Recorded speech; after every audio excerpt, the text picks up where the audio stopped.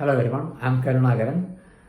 KEAM mark list rank list കാത്തിരിക്കുകയാണല്ലോ. നിങ്ങൾ ഇത് റെസ്റ്റ് എടുക്കാനുള്ള സമയമല്ല എന്ന് മനസ്സിലാക്കിയാൽ ഓർത്താൽ നല്ലത്. ഏകദേശം സാധ്യതയുള്ള കീം റാങ്ക് നിങ്ങൾ തയ്യാറാക്കി. ഇനി നിങ്ങൾ ചെയ്യേണ്ടത് ഏത് കോളേജും കിട്ടാൻ അറിയാൻ ഇപ്പം ഏകദേശം മനസ്സിലാവും. പ്രഡിക്ടർ നോക്കിയാൽ ഏത് കോളേജിലായിരിക്കും നിങ്ങൾക്ക് കിട്ടുക എന്നുള്ളത്.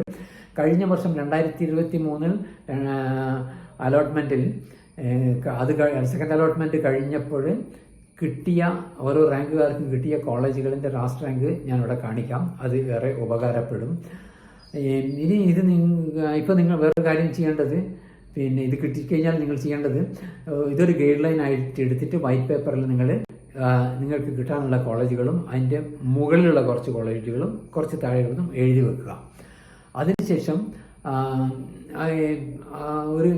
എൻ്റെ ഒരു വിദ്യാർത്ഥി, ഒരു സ്റ്റുഡൻറ്റ് അയച്ചു തന്നു നോക്കിക്കോളൂ, റെഫറൻസ് ആയിട്ട് എടുത്തോളൂ.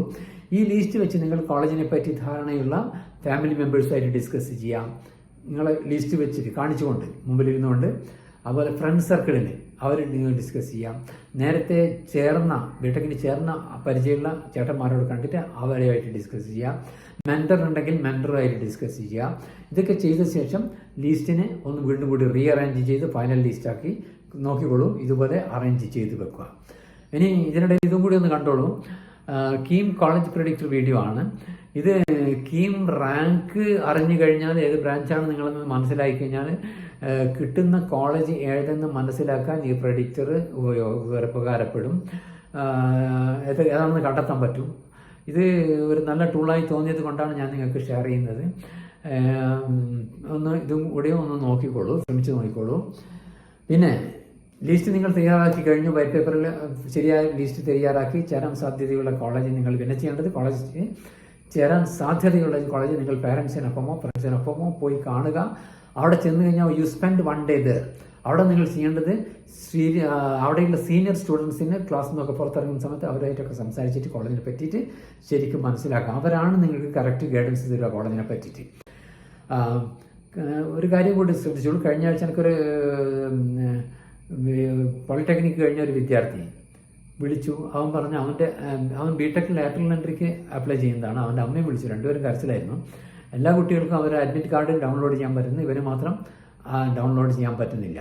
അപ്പോൾ കൂടുതൽ നോക്കി കഴിഞ്ഞപ്പോൾ കുറച്ച് കഴിഞ്ഞപ്പോഴാണ് മനസ്സിലായത് അവൻ അപ്ലൈ ചെയ്തത് ബിടെക് ലാറ്ററൽ എൻട്രിക്കല്ല, അവന് വേണ്ടത് അതാണ്. പക്ഷേ അതേ ദിവസം തന്നെ കഴിഞ്ഞ ഞായറാഴ്ച ജൂൺ 30 അതേ ദിവസം തന്നെ ബിടെക് വർക്കിംഗ് പ്രൊഫഷണൽസിൻ്റെ എക്സാമിനേഷനും നടക്കുന്നുണ്ട്. അവൻ അപ്ലൈ ചെയ്തിരുന്ന അതിനാണ്. അവന് ജോയിൻ ചെയ്യാൻ ആഗ്രഹിക്കുന്നത് ബിടെക് ലെറ്റാണ്.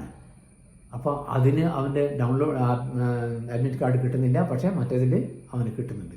എന്തായാലും അവൻ ചേരണ്ട, ഈ പ്രാവശ്യം ചേരാൻ കഴിയില്ല. അവൻ ഒരു കൊല്ലം നഷ്ടപ്പെടുത്തും. നോക്കി, ഒരു ഡിപ്ലോമ കഴിഞ്ഞ വിദ്യാർത്ഥിക്ക് പോലും ഒരു കോമൺ സെൻസ് അപ്ലൈ ചെയ്യാൻ പറ്റുന്നില്ല. എവിടെയാണ് അപ്ലൈ ചെയ്യുന്നത് കഫേക്കാരനാണെങ്കിൽ പോലും നോക്കാൻ കൂടുതൽ മര്യാദ കാണിച്ചില്ല. അത് കഴിഞ്ഞിട്ട് ഒരു പ്രിൻ്റ് ഔട്ട് എടുത്ത് നോക്കിക്കഴിഞ്ഞാൽ മനസ്സിലാവും എവിടെയാണ് രജിസ്റ്റർ ചെയ്യുന്നത്, അതുപോലും ചെയ്തില്ല. ഇത്തരം അബദ്ധങ്ങൾ ഒരു ഹോംവർക്കും ചെയ്യാതെ ലിസ്റ്റ് തയ്യാറാക്കാതെ ഇൻ്റർനെറ്റ് കഫേക്കാരനാണ് ഇന്ന് നിങ്ങളിൽ പലരുടെയും ചെയ്യാൻ പോകുന്ന ഇൻ്റർനെറ്റ് കഫേക്കാരനാണ്. അവരുടെ അടുത്ത് പലരുടെയും കോഴ്സും അതുവഴി നിങ്ങളുടെ ഭാവിയും തീരുമാനിക്കുന്ന കഫേക്കാരനായിരിക്കും. കാരണം പ്രാവശ്യം പെട്ടുപോയ ഒരുപാട് വിദ്യാർത്ഥികൾ പിന്നീട് എന്നെ വിളിച്ച് പറഞ്ഞിട്ടുണ്ട്. അങ്ങനെ ആവരുത്. ഇപ്പോൾ ഈ ഫ്രീ ടൈമിൽ ഇരുന്ന് നന്നായിട്ട് കോളേജിനെ പറ്റിയിട്ടും കോഴ്സിനെ പറ്റിയിട്ടും ലിസ്റ്റ് തയ്യാറാക്കുക, ചർച്ച ചെയ്യുക, പാരൻസിനോട് ഫ്രണ്ട്സിനോടും ചർച്ച ചെയ്യുക.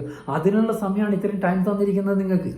ബിടെക് ഡിഗ്രിയും ഒരു കിടിലൻ പ്ലേസ്മെൻറ്റും വേണമെങ്കിൽ നല്ല കോളേജിലെത്തണമെങ്കിൽ ഇപ്പോഴും നിങ്ങൾ നന്നായിട്ട് നല്ല ഹോംവർക്ക് ചെയ്യണം.